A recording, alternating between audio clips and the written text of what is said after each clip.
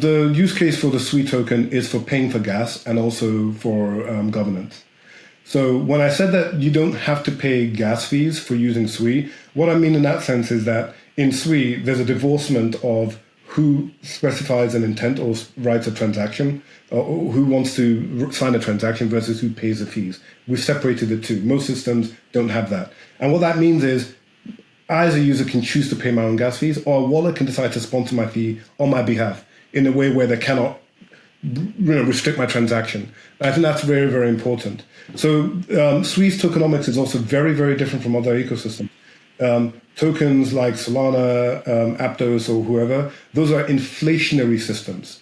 Namely, they can keep printing tokens for eternity. SUI is a fixed supply. There's only ever going to be 10 billion SUI in circulation.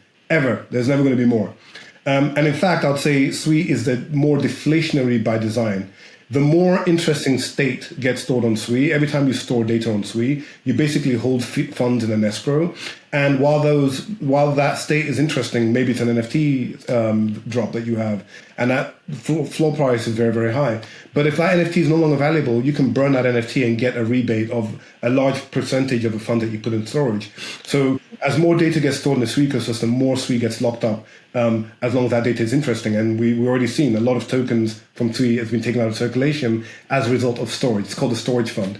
So unlike other ecosystems who print tokens forever and always inflating the amount of tokens, SUI, we know it is only ever going to be 10 billion. And because we know it's only ever going to be 10 billion, every time someone spends SUI to store data or transact, a lot of SUI is taken out of circulation. So SUI by design is actually deflationary, whereas most tokens that we're being benchmarked against are inflationary tokens.